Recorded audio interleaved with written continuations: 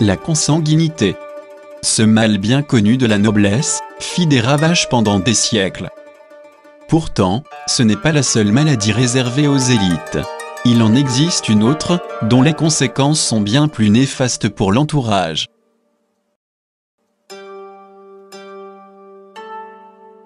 Napoléon Ier fut le plus célèbre porteur de cette maladie. Les historiens pensent qu'elle est liée à des maux d'estomac. Telle la consanguinité, cette maladie semble aussi héréditaire, la mère et le fils de Napoléon Ier en furent également atteints.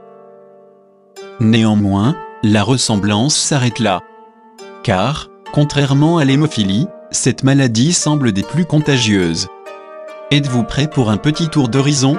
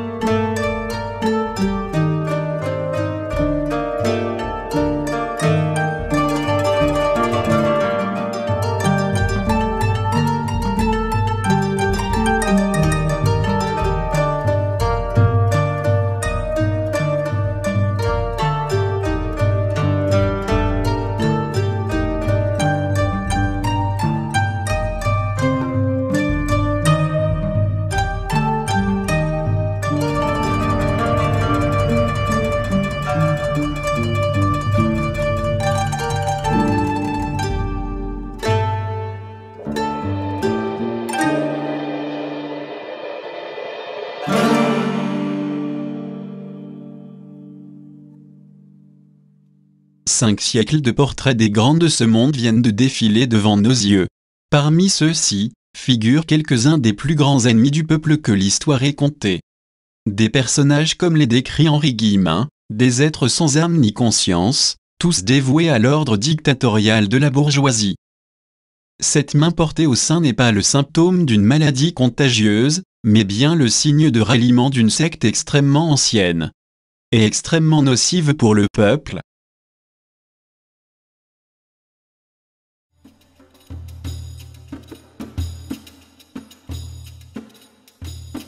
Actuellement, les francs-maçons se disent être les gardiens d'un savoir mystique venu du fond des âges.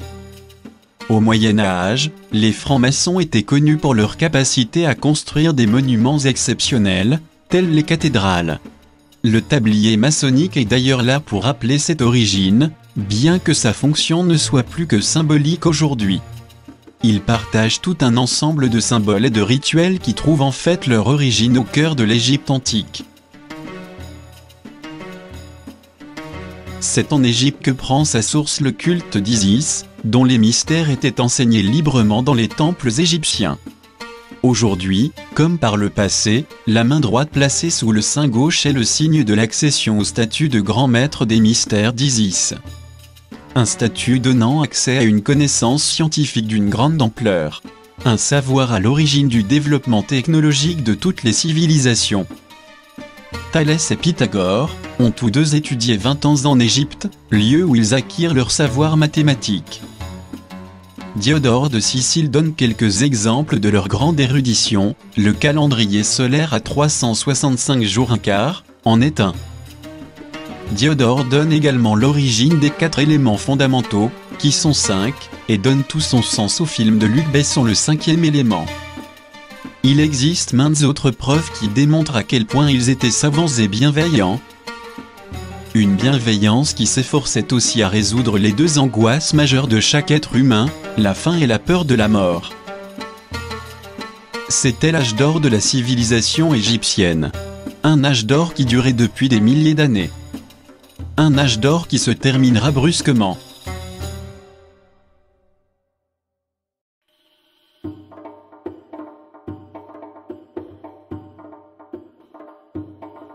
Venus de Phénicie, les Hyksos mettront brutalement fin à la paix millénaire qui régnait en Égypte. Aidés par leur maîtrise de la métallurgie, des chevaux et des chars, ils pillèrent et incendièrent le pays, détruisirent les temples et s'installèrent dans les villes situées à l'est du delta. Ils avaient pour capitale Avaris. Nombreuses sont les preuves qui démontrent la forte intimité existante entre les Hyksos et les Phéniciens. Leurs 2 entités géographiques se confondent à un tel point qu'il est permis de penser qu'Hyksos et Phéniciens sont un même peuple. Mis à la porte de l'Égypte par Ahmosis Ier, après un siècle de domination militaire et culturelle, les Hyksos refluent vers la Palestine. Dans un exode qui n'a rien de biblique et dont la conséquence majeure sera de permettre aux Phéniciens de démarrer leur domination de la Méditerranée. Des Phéniciens qui pratiquaient un culte identique à celui des Égyptiens, ils vénéraient Hathor, un autre nom de la déesse Isis. Les Phéniciens devinrent les nouveaux procréateurs de civilisation, les promoteurs d'une forme de progrès qui leur est propre. Leur ascension formidable, qui doit tout au savoir égyptien, ne les poussera pas à faire usage de la même sagesse. Leur domination se fera par la ruse et la violence.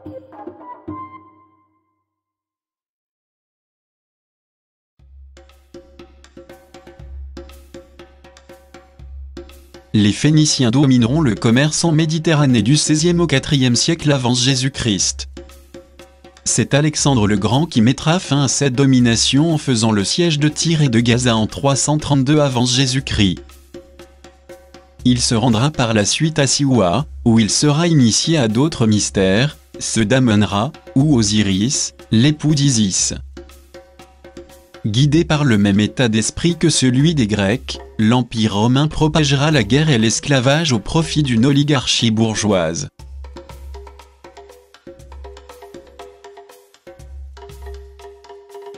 Le 1er décembre 354 après Jésus-Christ, a lieu la proclamation de l'édit de Constance II, ordonnant la fermeture des temples païens et la peine de mort pour les idolâtres. Un édit qui engendrera de fortes tensions entre chrétiens et païens. Une lutte pour le pouvoir entre dirigeants nourris au même saint Isiaque.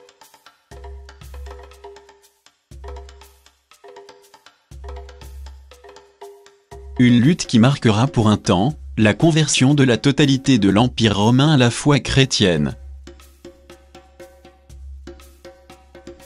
En 410 après Jésus-Christ, Rome est mise à sac par les Wisigoths d'Alaric. Ils prennent Rome d'assaut et forcent les familles patriciennes romaines à se réfugier au cœur du seul appareil d'État encore en place, l'Église. Lorsque le dernier empereur romain, Romulus Augustule, est détrôné en 476 après Jésus-Christ, l'Église n'aura qu'une vingtaine d'années à attendre avant de reprendre le pouvoir, par un acte d'une grande portée pour la chrétienté. Il s'agit d'un baptême, celui de Clovis, roi des Francs-Saliens. L'Empire romain, ayant mis la main sur les institutions religieuses, peut maintenant poursuivre son travail de domination.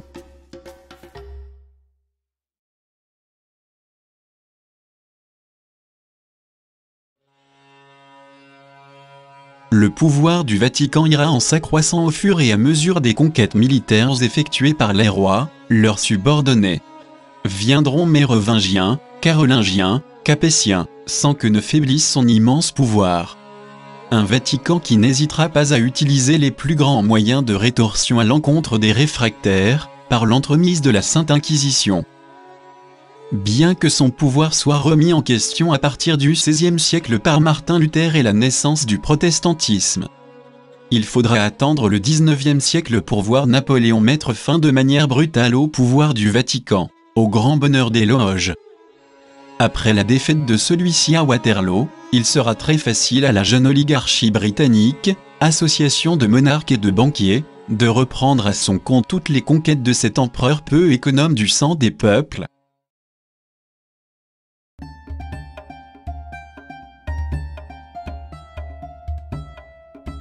Les guerres coloniales et la mondialisation de la pensée unique, menées tambour battant par l'Empire britannique, ne sont que la continuation de ce qu'elles étaient du temps des Phéniciens.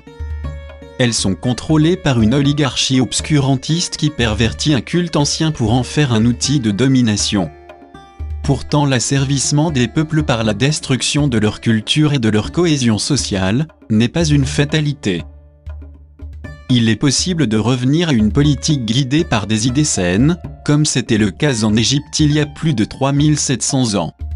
Par le boycott des produits de l'Empire et par la réappropriation des valeurs antiques qui dirigeaient jadis nos consciences, nous pouvons y arriver. Pour qu'enfin disparaissent tous ces imposteurs, usurpateurs d'un savoir qui appartient en premier lieu au peuple du monde entier.